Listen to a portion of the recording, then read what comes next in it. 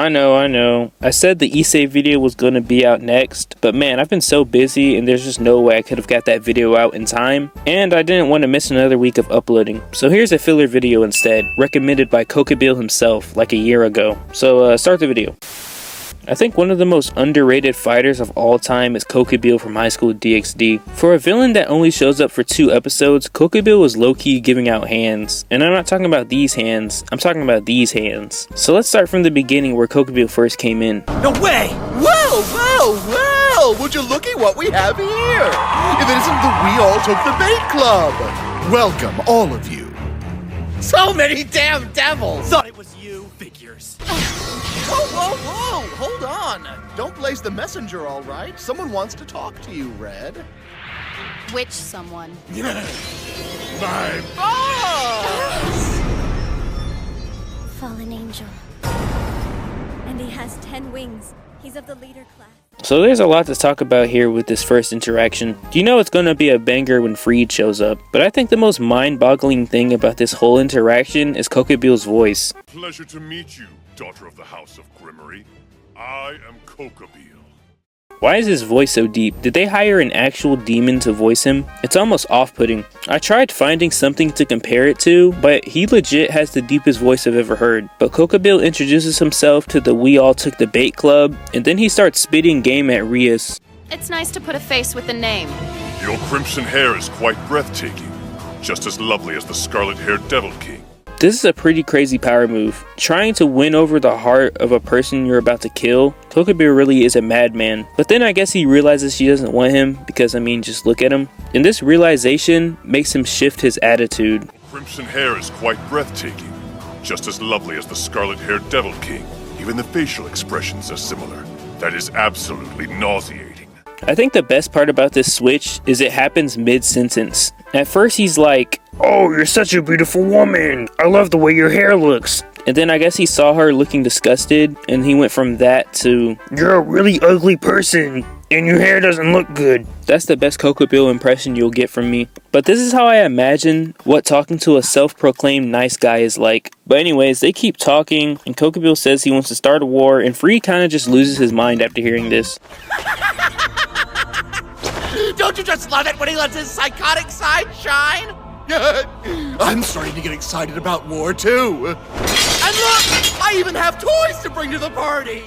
I can't think of a more insane duo than Freed and Kokabiel. These are 2 of the most mentally insane characters teaming up. The world wouldn't be able to handle this in real life. This would be like if O.J. Simpson teamed up with Chris Benoit. So those 2 decide they want to blow up the school, and they go there to have their battle. And on a serious note, I kind of love this, because this is like the first time Issei really gets to experience the dangers of being a devil. With Rainier and Riser, Issei wasn't really ever in danger, since he had backup against Rainier, and Riser technically wasn't allowed to kill Issei in the raiding game. But here, Issei has to go against someone who's not only a danger to himself, but all of humanity. But it's time for the ultimate battle. Kokabiel brings Cerberus into the battle, and then the We All Took the Bait Club fights and defeats them. I mean, just look at this beautiful animation. I would love to.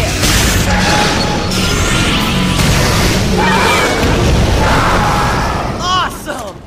That was so Awesome cool, is a bit of a stretch. They were really in their bag this season. But of course, since Kokabiel got rejected, he has to be a hater. Like, what do you mean awesome is a bit of a stretch? Or I guess in his voice, it'll be more like, awesome is a bit of a stretch. Yeah, that voice is actually impossible to do. I've been losing my voice just trying to copy him. So they decide that they're tired of listening to Kokabiel's dry-ass voice, and Rias and Akino attack him. And we get to see a glimpse of Kokabiel's hands.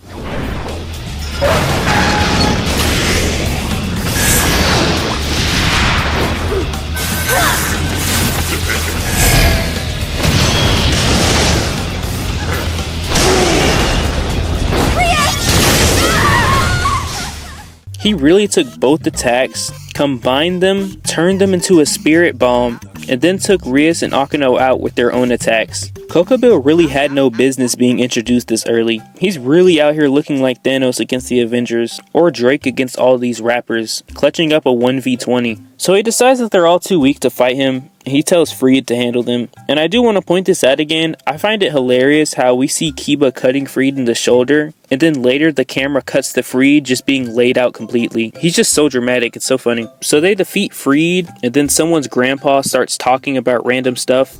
I understand now, if the balance between holy and devil powers is disrupted, it could be possible, which means not only the Devil King, but also God! This scene is almost funny because it's just so unexpected. Kokabiel really turned on his only friend. You can't trust anyone in this world. Just look what he did to the old chap. So now it's really Kokabiel versus the world. But before their battle, just look at Kokabiel's reaction to seeing Rias with Issei.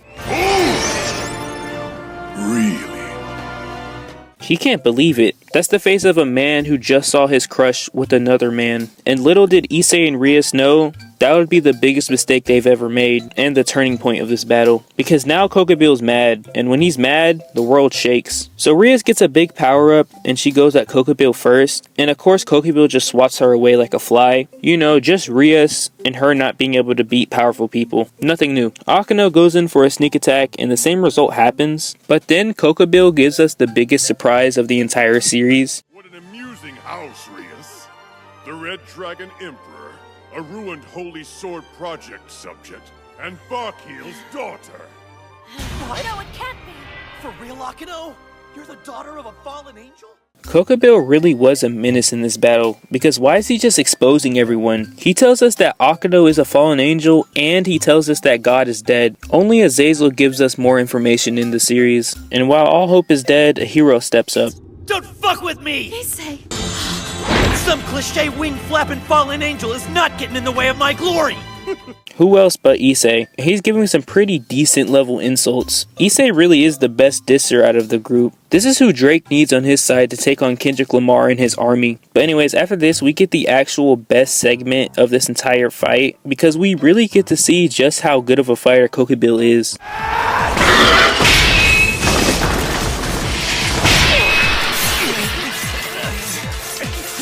Whoa. What's more fun than Holy Sword and Holy Devil Sword attacks at the same time?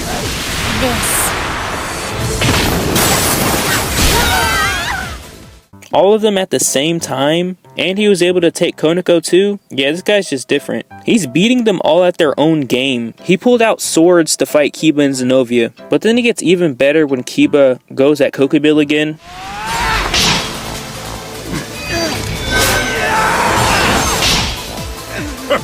Give up yet? Never!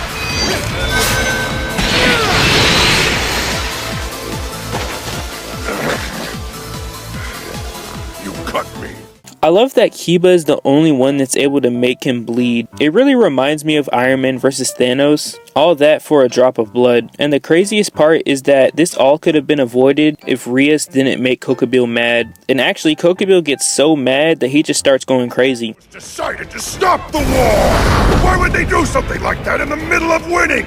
How dare they try to keep me from squashing my enemies just when it was getting... Someone really needs to get Michael Jackson. He's lost his mind. So Kokabiel reveals that God is dead, but he doesn't care about that. He just wants to see blood. And I really think Kokabiel has to be in the discussion for most insane character. He's like comically insane. And I think the funniest part about it all is this dude really thinks he can fight on Sir Zek's level. There's a big problem with high school DxD and their villains being some of the dumbest characters. But I guess Issei isn't a big fan of God because he doesn't care that he's dead either, and he even drops this line. I feel like I can kick God's ass right now. Lucky for him, he's already dead. No offense. Wow. So Issei goes crazy and starts smashing on Kokabiel. And just look at these shots of Issei beating him up. Why is Kokabiel so tall here? Issei standing up is at Kokabiel's hip. What's going on here? Kokabiel has the weirdest build of all time. He really does just look like an evil Michael Jackson. If Michael Jackson never drank water and never washed his hair. But before Issei and Kokabiel can really throw down, Volley interferes. And this scene really makes Volley look good. These other characters could only scratch Kokabiel, but then here comes Volley. I think my favorite part about this encounter is Kokabiel thinking Volley was there for Issei, and then it just cuts to Volley ripping Kokabiel's wings off.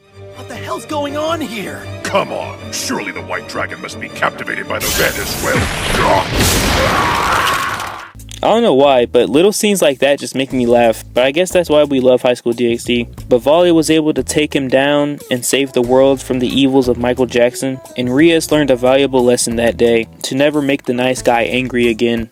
Again, this is just a little filler video. I don't really know what video will be next. I am still working on the Issei video, and I also have a different style video. It's still high school DxD, but it's not really like a scripted type video. I don't know, we'll see how it turns out. I'm gonna try to get back on schedule with the uploads, and I'll start working on the volume 8 review too, so I guess you can look forward to all of that. Thank you Gene DxD Cage for subscribing to the membership. If you want a shout out at the end of the video, you can subscribe too. It's $1 a month. And if you want a song at the end of the video, that one is like $3 a month. So yeah, I'm gonna get out of here. If you enjoyed the video, please like and subscribe, and